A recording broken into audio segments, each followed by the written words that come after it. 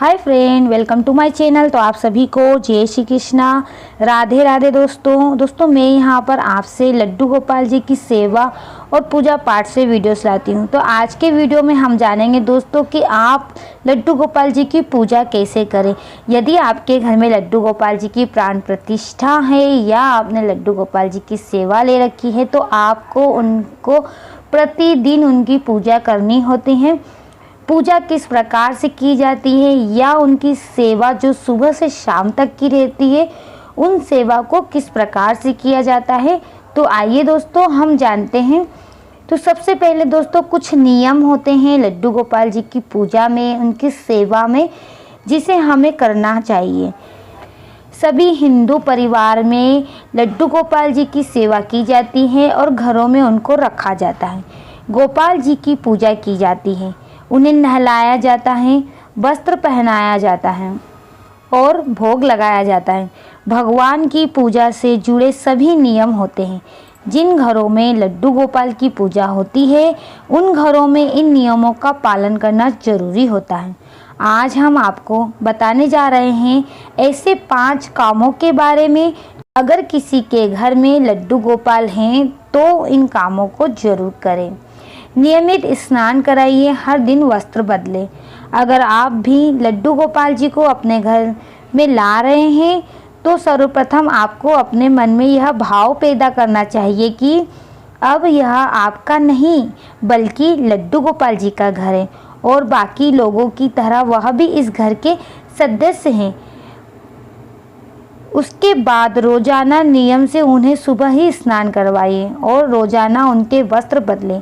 ध्यान रहे कि हमें लड्डू गोपाल जी के लिए ठीक उसी प्रकार की दिनचर्या का पालन करना चाहिए जैसा कि घर के अन्य सदस्य करते हैं। वह भी आपके घर के सदस्य ही हैं, सबसे प्यारा और राज दुलारा सदस्य। अगर आप बाहर से खाने पीने की कोई वस्तु या फिर अन्य चीज़ें लेकर आ रहे हैं तो सबसे पहले घर के सबसे छोटे सदस्य यानी कि लड्डू गोपाल जी को भोग जरूर लगाएं। उन्हें घर का सबसे प्यारा और राज दुलारा सदस्य माना जाता है। यह मानते हुए घर में बनने वाले सभी पकवानों या फिर खाने की सभी वस्तुएं सबसे पहले उन्हें अर्पित करें। संध्या आरती और झूले की सेवा कैसे दें।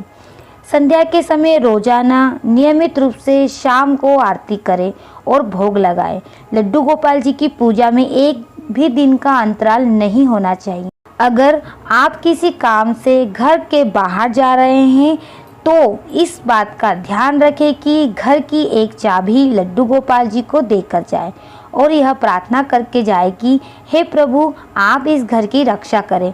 आप चाहे तो ऐसा भी कर सकते हैं कि आप अपने किसी करीबी पड़ोसी को लड्डू गोपाल जी को सौंप कर जाएं ताकि वह रोजाना उनका भोग और पूजा कर सकें। खिनौने भी लाएं। जब आप बाहर जाएं तो जैसे अपने बच्चों के लिए खिलौने लाते हैं वैसे ही लड्डू गोपाल जी के लिए भी नए नए खिलौने लेकर आएं और समय समय पर समय निकाल कर स्वयं भी उनके साथ खेलें। हो सके तो लड्डू गोपाल जी को अपने साथ समय समय पर घुमाने भी ले जाएं। 4 बार भोग लगाइए या 3 बार भोग लगाइए। जिस प्रकार से घर के बाकी सदस्य सुबह स्नान के बाद नाश्ता करते हैं, फिर दोपहर में भोजन और शाम को फिर जलपान और रात में भोजन, ठीक इसी प्रकार से लड्डू गोपाल जी का भी कम से कम 4 बार भोग लगाना अनिवार्य है। माना जाता है कि जिस प्रकार छोटे बच्चे को बार बार भूख लगती है वैसे ही लड्डू गोपाल जी को भी भूख लगती है और उन्हें भी समय समय पर खिलाना जरूरी होता है। तो इस प्रकार दोस्तों आप लड्डू गोपाल जी की पूजा में इन नियमों को अपनाकर लड्डू गोपाल जी की सेवा कर। दोस्तों, श्रद्धा और भाव से बड़ा कोई भी नियम नहीं होता है। यदि आप श्रद्धा और भाव से लड्डू गोपाल जी की सेवा करते हैं तब भी लड्डू गोपाल जी आप पर प्रसन्न होते। पर ये कुछ नियम हैं जो रोज़ाना होते हैं, जहाँ हमें लड्डू गोपाल जी को सुबह से लेकर शाम तक इन नियमों का पालन करना होता है। तो आप इन नियम को अपनाइए, लड्डू गोपाल जी की सेवा करें भाव और श्रद्धा से। आई होप दोस्तों आपको ये जानकारी अच्छी लगी होगी। यदि ये जानकारी आपको अच्छी लगी हो या मेरी वीडियो से आपको किसी प्रकार की हेल्प मिली हो तो आप मेरे चैनल को सब्सक्राइब करें और अपनी फैमिली और फ्रेंड के संग शेयर भी करें, जिससे वो भी इस लड्डू परिवार से जुड़ सके और ये लड्डू परिवार और भी बड़ा हो जाए।